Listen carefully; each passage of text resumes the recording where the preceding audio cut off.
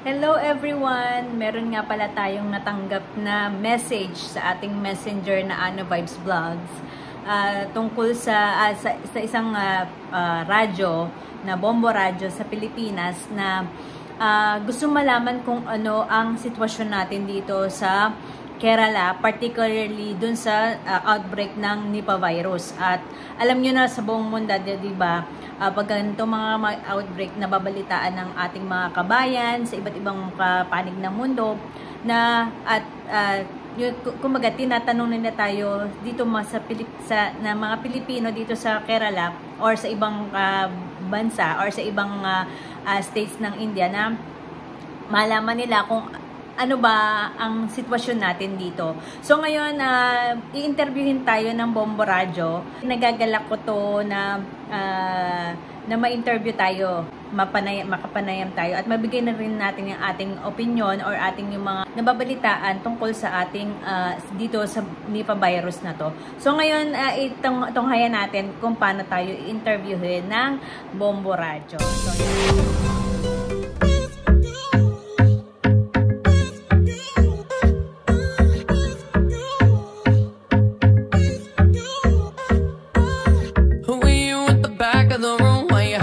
So, ino-open ko lang yung link via Zoom pala yung ating magiging interview sa Bombo Radyo para makapag-join na tayo sa interview ng Bombo Radyo. Clear na clear. Okay po. Sandali lang. Salamat po. Recording in progress. Okay na po.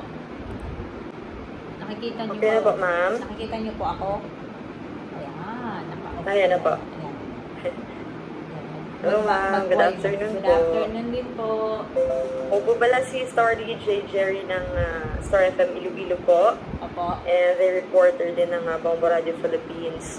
So, ano po pala yung name natin ma'am? Ang pangalan ko po is Annalisa. Okay. Tagasan po tayo sa Philippines ma'am? Sa Bulacan po ako.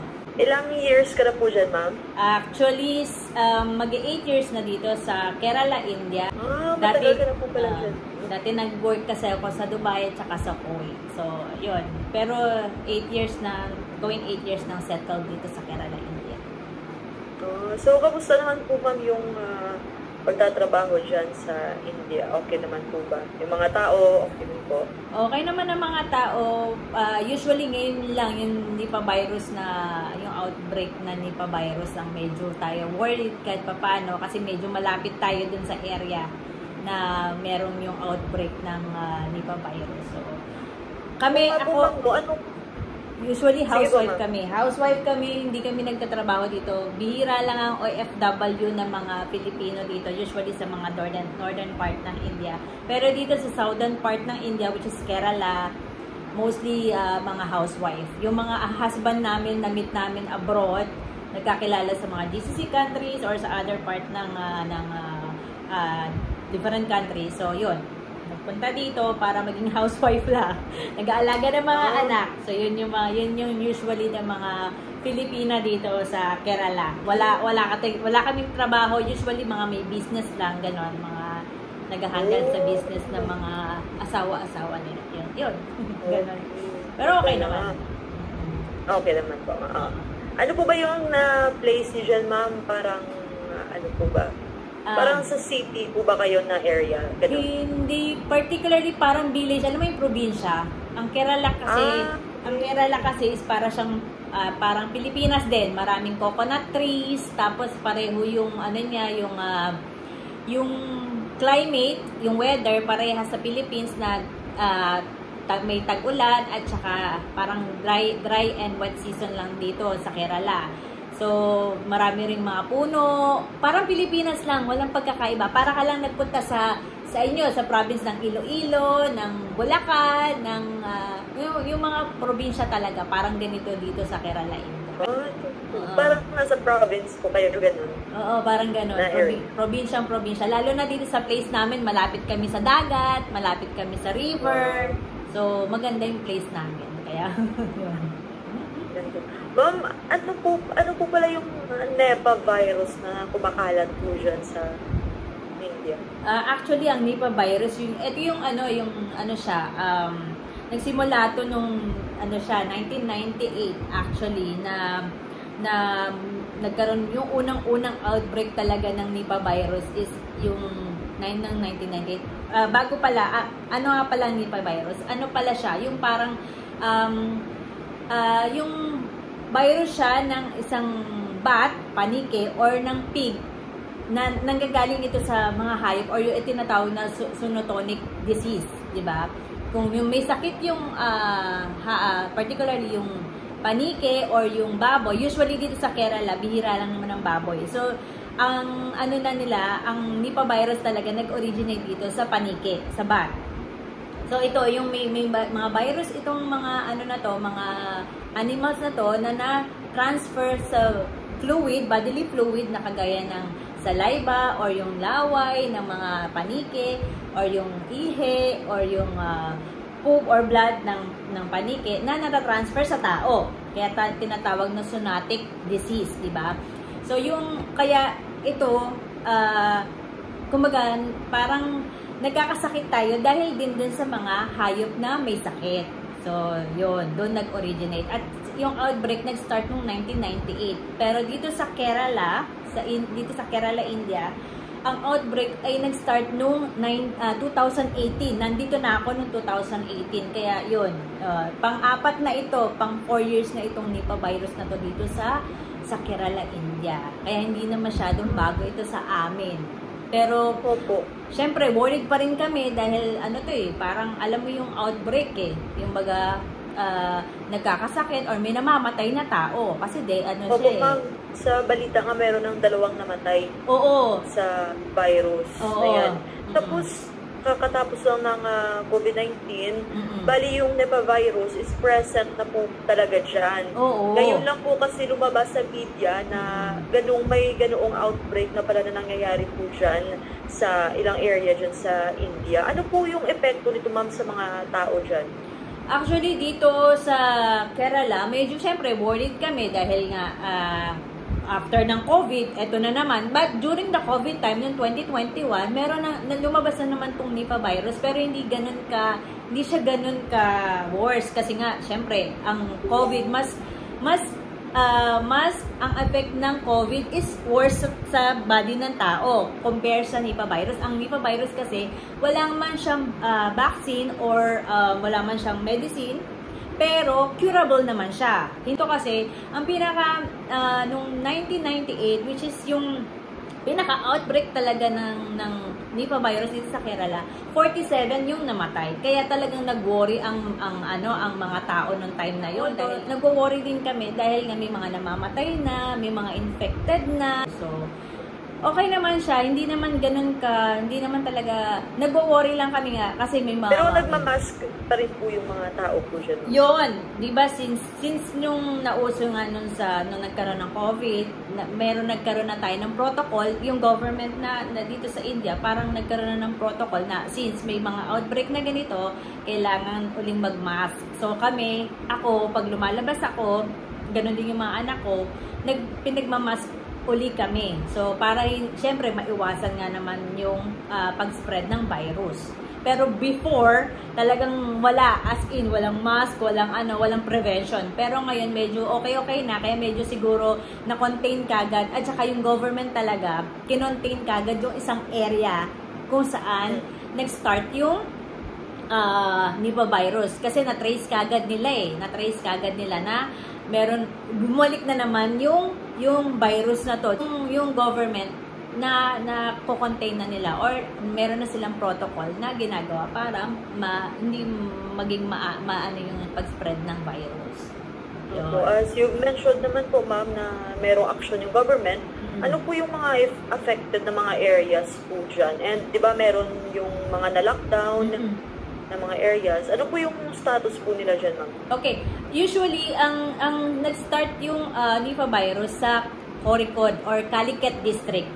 Isa to sa district, meron kasing 14 districts ang Kerala. So, isa to sa district ng Kerala. Ako, nandito ako sa Malappuram district, parang 1 hour drive lang ako sa Calicut district, sa may pinaka city center. So, yun, affected talaga is yung sa Colicod. Ang ginawa ng gobyerno is yung, since na-trace out nga yung yung pagka-spread ng virus sa Calicut. So, ang ginawa ng gobyerno is nagkaroon na ng lockdown sa pinaka-district ng Colicod District at saka din sa pinaka-border. Kagaya dito sa amin sa Malapura, may border, di ba? So, ni-lockdown na nila yung area na yon at saka pinag-mask na nila, tapos kinlose down muna yung mga schools, yung mga public gatherings, kasi wedding season ngayon, mga function season dito ngayon sa Kerala.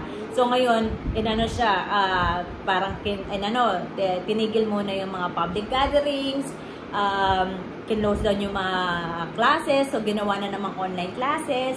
Tapos yung mga shop kinlose down, hindi lang naman few days lang naman kinlose yung mga shops sa Colicod, at saka hindi naman ganon, kumaga na-contain kagad ng gobyerno dahil nga nag-implement sila ng strict protocol, strict guidelines para hindi spread yung virus. So, yun yung kagandahan, no? Yung ginawa talaga ng government ng Kerala. Po ba, may pinipiling edad po ba? Diba, before sa COVID-19, usually yung mga affected talaga yun or mabilis apektuhan yung mga nasa age ng mga matatanda. Oo. Before. Pero dito po, ito yung Nepavirus po ba? Meron po ba pinipiling age kung matatamaan ka? And ano po yung mga symptoms nitong virus na to? Actually, ang Nipah virus walang pinipili kasi ito yung parang sutonic nga, di ba? Bodily fluid yung tinatransfer niya. Ang symptoms is almost COVID-like yung symptoms niya. Like yung una, lalagnatin ka, di ba? Yun yung unang symptoms din sa COVID. Uubuhin, sisipunin, sore throat, yan yung mga common symptoms din ng Nipah virus. At syempre, kapag yung yung paglumana na, parang yung nagtatae, nagsusuka ka na, yun yung mga common symptoms ng Nipah virus. At saka, tawag dito, yung spread naman ng Nipah virus is yung hindi siya madaling matrace out, honestly. Yung yung 24 hours to 48 hours yung transmission niya, plus yung symptoms niya after 4 to 14 days mo pa malalaman. Unlike ang COVID-19, yung transmission niya napakabilis, di ba? Tapos yung symptoms niya within 1 day or sometimes even an hour lang malalaman mo na yung symptoms niya. Ito hindi. Kaya minsan mahirap ma-trace kung infected ka ba ng virus, di ba? So, ang ginagawa ng iba, kapag nalalaman na nila may sipon, may ubo, or yung ganitong mga flu-like na symptoms, ginagawa nila, nagpapa-test na sila. Usually, ngayon, sinaswab test na, di ba? Dati wala na swab din po yung ginagawa. Oo, sinaswab or binablood test. Yun yung mga usually na ginagawa ng gobyerno para malaman kung, kasi nga, di ba, yung symptoms niya after 44 to 14 days mo pa malalaman. So, ngayon, ang ginawa ng gobyerno, since na-lockdown nga yung Colicod, dahil nga meron doon start ng outbreak, so ginawa nila, nagkaroon sila ng mass testing na ngayon. Ngayon ang ginawa ng gobyerno. So nag-mass testing na sila sa particularly sa Colicod. Yung mga paaralan po dyan, ma'am, nag-ooperate pa rin po ba? Ay, sa Calicut, sa Colicod District, hindi. Naka-close sila ngayon. Actually, kumusta ko lang sa mga Filipino dito na Actually, everyday, kinukumusta natin sila na after nung outbreak na yon, kasi may mga Filipino tayo, mga Filipino na nakatira sa Calicut District, which is minsan sa villages or sa city center. So, kinukumusta natin sila. So, nakarating yung mga balita sa atin na walang bukas na school ngayon dito sa Calicut District. Lahat sila naka-online classes. Kaya, okay rin naman, at least hindi naman nahihinto yung mga klase ng mga bata. Kasi, ngayon, exam season ngayon dito sa Kerala. Kaya, yung ibang exam, tinigil muna nila, pinospone nila para kapag nga na-contain na tong virus na to, tsaka nila i-continue yung exam. So, yun. May mga Pinoy po ba dyan, ma'am, na balita ka na apektado or na-apektuhan itong virus?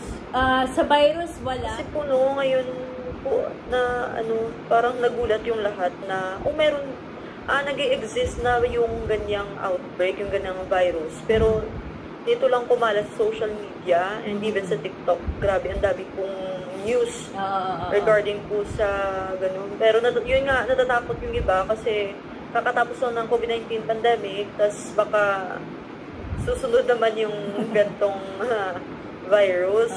So, ano po ba ma'am, sa inyong area dyan, parang wala pa naman po? Wala pa naman, pero hindi pa naman, pero as in yun nga, dahil nga sa ating awareness na rin after ng COVID-19, so naging aware na rin kami kung ano yung dapat gagawin. So pag lumalabas, nagmamask kami, nag-alcohol uli, di ba? Nagsasanitizer, so bumalik na naman tayo sa dati. So hindi na, kumbaga, since aware nga kami dito sa Kerala na merong ganitong virus, so iniiwasan na natin yung ma-spread itong virus na to by wearing, washing our hands at saka mag-wear ng mask paglalo. By the way pala, yung mga, kami pala mga Filipino dito, merong Filipino community in Kerala. Kaya, may in contact kaming mga Filipino dito kung merong nangyayari man sa iba't ibang distrito ng ating mga Pilipino. Kaya, nagpapasalamat tayo sa ating mga leaders or isa ako sa district representative ng Malappuram District at ng Wayanad. Tapos meron tayong mga district representative din tayo in contact with Calicut at saka Kannur at Mahe na district representative din. Kaya nalalaman natin o nababalitaan natin kung ano na ba yung nangyayari sa kanilang mga kanya-kanyang distrito or sa mga villages nila.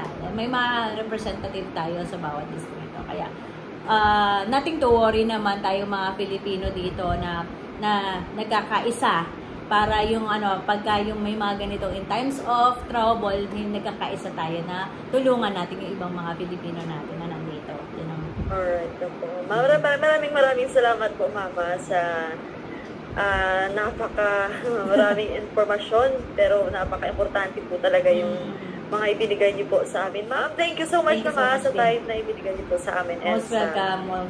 Informasyon po. Ma'am, in case po ma'am, merong mga kaso or other status po na kailangang update sa India, pwede ka po ba naming ma-contact po ba ulit ma'am? Oh, why not? Available naman tayo. Thank you so much. Thank you na marami po. Okay. Bye po. Ayan, tapos na yung interview natin sa pala yun, Bombo Radio, Iloilo, base sila na na tawag dito na program. So, tingnan natin kung ano yung maganda naman, naging positive naman yung ating naging interview sa kanila na hindi, bago lang sa kanila ang Nipah virus, pero sa atin hindi na kasi tawag dito. Yun nga, sabi nga niya, parang na sa social media, nag-spread na sa social media, sa TikTok, sa Facebook na ito nga nagkaroon nga ng outbreak dito sa Kerala, India, kaya naman tayo na interview. So kinararangal ko na may interview ng Bombo Radio Iloilo chapter dyan sa Pilipinas at nakapagbigay tayo ng informasyon. Sana naman yun po yung may natutunan din kayo sa ating kapanayam nakapanayam tayo ng Bombo Radio Iloilo. Thank you so much guys for watching at sana may natutunan din kayo dito sa Nipah virus. Bye! Thank you so much for watching guys. Bye! God bless. Stay safe. Always wear mask. Wash your hand. Bye!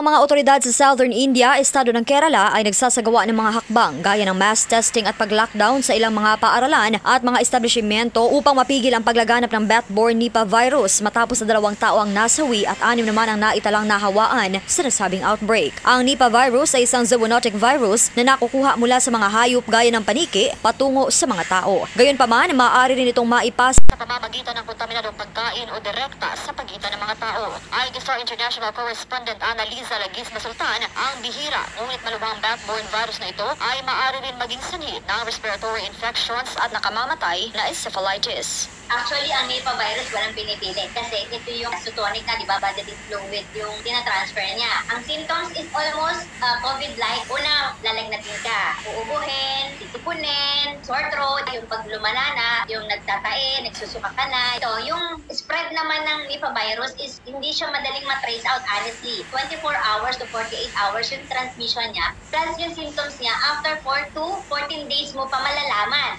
Sa kasalukuyan, walang partikular na paggamot o vaccine na magagamit. Sinabi ng mga eksperto na under development pa lamang ang mga gamot para sa nasabing virus. Ang virus ay nasa listahan ng World Health Organization na may banta sa epidemya na nangangailangan ng agarang pananaliksik at pag-unlad. Para sa Bombo Network News, ito po si Star DJ Jerry nag-uulat para sa the #1 and most trusted radio network in the country, Bombo Radio Philippines. Basta Radio, Bombo!